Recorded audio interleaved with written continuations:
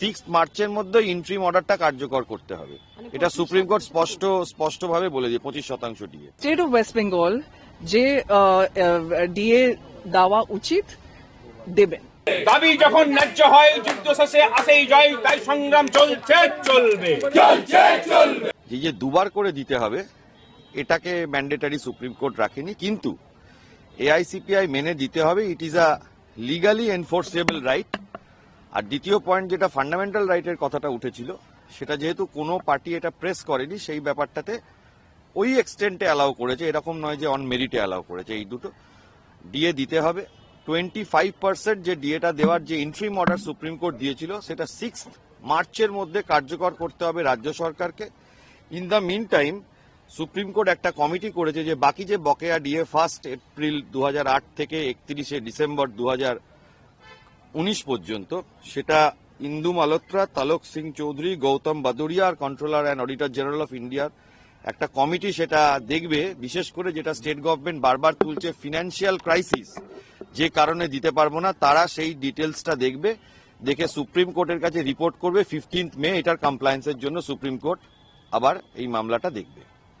তাহলে অবসরপ্রাপ্ত কর্মচারীদেরও তো, এবং সেখানে কি কেন্দ্রের হারে বকেয়া দেওয়ার কি কোনো কথা, তাহলে ফাইনালি কি যে আবেদনটা করা হয়েছিল সেটা কি মান্যতা পেল? সেটা মান্যতা পেল আমাদের মতে, কারণ হচ্ছে AICPI all India consumer price index, যেটা সেটার উপরে বেস করে ডিএটাকে দিতে হয়, কেন্দ্র সরকার দিয়ে আসছে এবং রাজ্য সরকারকেও সেটা দিতে হবে, কারণ সেটা রোপা রুলস 2009 এক্সিস্টিং ইমলিউমেন্টস এর মধ্যে সেই ফর্মুলাটা যেটা যেভাবে ইন্ডেক্স অ্যাভারেজ তৈরি হয় সেটাই দেওয়া আছে, সেই জন্য রাজ্য সরকারকে এটা মানতে হবে। এই এক্সটেন্টে সুপ্রিম কোর্ট আজকে এই রায় দিয়েছে। মানে যে 25% বা যেটা পার্ট আগে ইন্টারিম অর্ডার ছিল সেটা যেমন থাকছে, পাশাপাশি দিয়ে সম্পূর্ণরূপে দিতে হবে। সোজা কথায় বললে সেটা দিতে হবে এবং 6 মার্চের মধ্যে ইন্ট্রিম অর্ডারটা কার্যকর করতে হবে, এটা সুপ্রিম কোর্ট স্পষ্টভাবে বলে দিয়ে 25% দিয়ে। এই কমিটিটা কি ঠিক করবে কি কত দিতে হবে এবং কখন দিতে হবে? হ্যাঁ, সেই কমিটিটা পলিসিটাও ঠিক করবে এবং সেটা ঠিক করে তা ডিটারমাইন করে সেটা সুপ্রিম কোর্টকে জানাবে কিভাবে দিতে হবে, কারণ পুরোটাই আলটিমেটলি কিন্তু দিতে হবে স্টেট গভর্নমেন্ট এমপ্লয়িজদের, না দিয়ে বেরিয়ে যেতে হবে। সেন্ট্রাল গভর্নমেন্টের যেটা এআইসিপিআই ইন্ডেক্স, সেই ইন্ডেক্স সেইটা দেখবে একটা জায়গায় যে ফিনান্সিয়াল ক্রাইসিসের কথাটা স্টেট গভর্নমেন্ট যেটা বারবার বলছে সেইটা কতটা আছে, সেটাও একটা ওই কমিটিটা সেইটাও একটা সার্ভে। বাধ্যতামূলক নয় না, এআইসিপিআই মেনে যেহেতু এই 2009 রোপার মধ্যে ঢুকে গেছে, সেই জন্য সেটা দিতে হবে, কিন্তু দুবার দেবে কি একবারে দেবে কি তিনবারে দেবে বছরে, সেটা তো রাজ্য সরকারের ডোমেন থাকতেই পারে। দুবার দিতে হয় সেটা তো একটা ডোমেন, সেই জায়গাটা ম্যান্ডেটরি। যে 16 মে এর মধ্যে যে কমপ্লায়েন্স রিপোর্ট, সেটা কি সমস্ত ডিএ মিটিয়ে দেওয়া, নাকি এই কমিটি তাদের প্রথম রিপোর্ট দেবে? পুরো রিপোর্টটা রেডি করে দেবে যে কিভাবে এটাকে পলিসি ফ্রেম করে এটা কমপ্লাই করানো যায়। ঠিক, থ্যাংক ইউ। একবার হিন্দিতে Employees have won. Their rights have been established as per ROPA rules 2009. It is their legally enforceable right. The Supreme Court has said that the 25% DA which the Supreme Court has granted interim order, that order to be complied within 6th March 2026. And a committee has been framed where including the Controller and Auditor General of India. They will determine the policy by virtue of which the rest area amount of DA from 1st April 2008 till 31st March 2019 would be paid to the employees.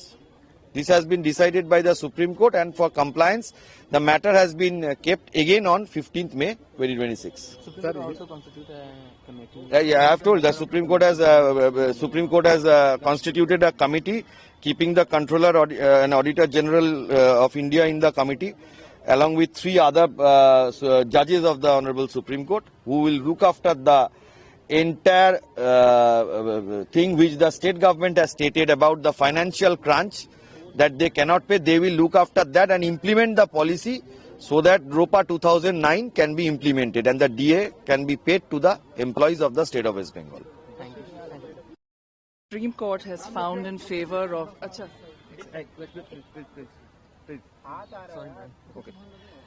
the employees of the state of West Bengal have been fighting a fight for now about a decade, and today they have succeeded, And they have succeeded because the Supreme Court, the bench led by Justice Karol, have said very clearly that they have a right to the dearness allowance that they were fighting for all this time, that from 2008 to 2019, the arrears must be paid, and to ensure that the work is done and that the arrears are paid and this judgment does not remain on paper, what they have done is set up a committee led by Justice Indu Malhotra, who is a former Supreme Court judge, and 2 other judges, to ensure this is done. And now they have listed it also for compliance in May. So the employees are extremely grateful to the court today, because if you think about the price of milk in, some decades ago, and if you think of the price of milk today, if you think about the price of schooling versus the price of schooling today, the ability to survive is dependent on dearness allowance, because dearness allowance is that portion of salary that makes living possible in an economy that where there is inflation. So, Ma'am, just Ma'am, one 25% question. interim order was given earlier. By what date that amount needs to be paid to the employees?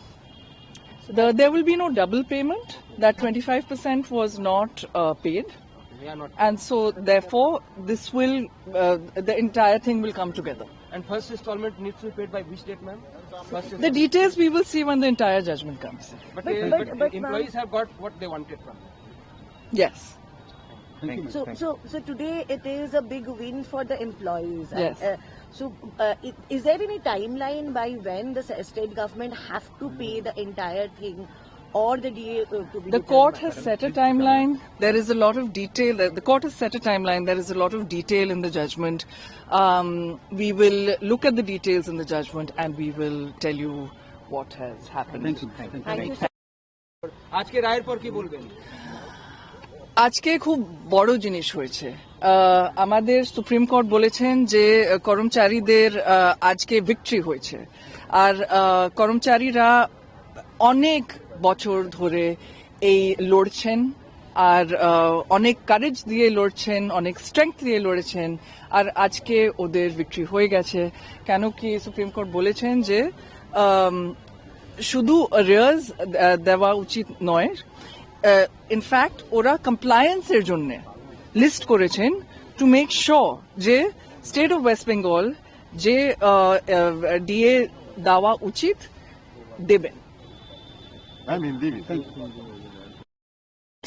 तब दूध का दाम या तो स्कूलों का दाम या तो दवाइयों का दाम बहुत ही अलग था, और ये डियरनेस अलाउंस ये थोड़ा जो दिया जा रहा था वो बिल्कुल काफी नहीं था। हालांकि स्टेट गवर्नमेंट ने बोला था कि हम इस रेट पे देंगे, तो आप काम भी करा रहे हो, आप पूरा मुआवजा भी नहीं दे रहे हो। तो শুধুমাত্র কর্মচারীদের ডিএ পাওয়ার লড়াই ছিল? আমরা বলছি যে না, এটা রাজ্যবাসীর জন্য বার্তা আমাদের। এই লড়াইটা এই রাজ্যের সমস্ত খেটে খাওয়া মানুষের সঠিক শ্রমের বিনিময়ে সঠিক পারিশ্রমিক তারা পাবেন কিনা তার লড়াই ছিল। এই রাজ্যের কর্মচারীরা সব থেকে কম ডিএ পেতেন বলে, স্থায়ী কর্মচারীরা এবং পেনশনাররা, এই রাজ্যের স্থায়ী কর্মচারীদের বেতন দেশের মধ্যে সব থেকে নিম্ন ছিল। তারই সাথে পাল্লা দিয়ে এই রাজ্যের প্রত্যেকটা স্তরের খেটে খাওয়া মানুষ, তিনি কলকারখানায় কাজ করান হোক, ইটভাটাতে কাজ করা শ্রমিক হোক, ধান পোতার শ্রমিক হোক, রাজমিস্ত্রি হন অথবা রাজমিস্ত্রির যোগানদার, প্রত্যেকের ক্ষেত্রেই দেখা যাবে আসাম বলুন, বিহার বলুন, ঝাড়খণ্ড বলুন বা উড়িষ্যা বলুন, প্রত্যেকটা জায়গার থেকে তাদের বেতনটা হচ্ছে এখানে অর্ধেক। তার কারণটা অন্য কিচ্ছু নয়, এই যে রাজ্যগুলোর কথা বললাম, এই সমস্ত রাজ্যের স্থায়ী কর্মচারীদের থেকে ঠিক অর্ধেক বেতনে কাজ করেন এই রাজ্যের স্থায়ী কর্মচারী পেনশনাররাও। তারই সাথে পাল্লা দিয়ে এটা নির্ধারিত হয়েছে। ব্যবসায়ীদের জন্য বক্তব্য যে এই টাকা যদি রাজ্যের কর্মচারীদের কাছে আসে, কর্মচারীদেরকে দিয়ে দেওয়া হয় তাদের ক্রয় ক্ষমতাটাকে ঠিক জায়গায় রাখার জন্য। সুতরাং ক্রয় তারা করবেন কোথা থেকে? না, বাজার থেকে। বাজারে গেলে পরে সেই টাকাটা যাবে কাদের কাছে? ব্যবসায়ীদের কাছে। সুতরাং ডিএটা শুধুমাত্র কর্মচারী পেনশনারদের বিষয় নয়, এর স্থায়ী এবং স্থায়ী সম্পর্ক, সরাসরি যোগাযোগ রাজ্যের সমস্ত স্তরের মানুষের সাথে আছে। তারই সূত্র ধরে গত অর্থবর্ষে আপনারা দেখেছেন যে কেন্দ্রীয় বাজেটে আইটির স্ল্যাব বাড়ানো হয়েছে, বিভিন্ন ধরনের কর ছাড় দেওয়া হয়েছে, যাতে মানুষের কাছে নগদের যোগান আসে। আমাদের রাজ্যের অর্থনীতি ধসে পড়ার আরেকটা বড় কারণ যে মানুষের কাছে অর্থের যোগান নেই। এই রাজ্যের কর্মচারী, পেনশনার, অস্থায়ী কর্মচারী, তাদের সমস্ত রকমভাবে শোষণ চলছে, সেই শোষণের বিরুদ্ধে লড়াই। এবং এই যে লড়াইটা আমরা লড়ছিলাম, সেই লড়াইটা বাঙালি অস্মিতার বা বাঙালি জাতিসত্তার সম্মানের জন্য লড়াই ছিল, আমাদের কর্মচারীদের ডিএর জন্য লড়াই ছিল না। আরো ভালো ভালো খবর দেখতে সাবস্ক্রাইব করুন বাংলা হান্টের ইউটিউব চ্যানেল।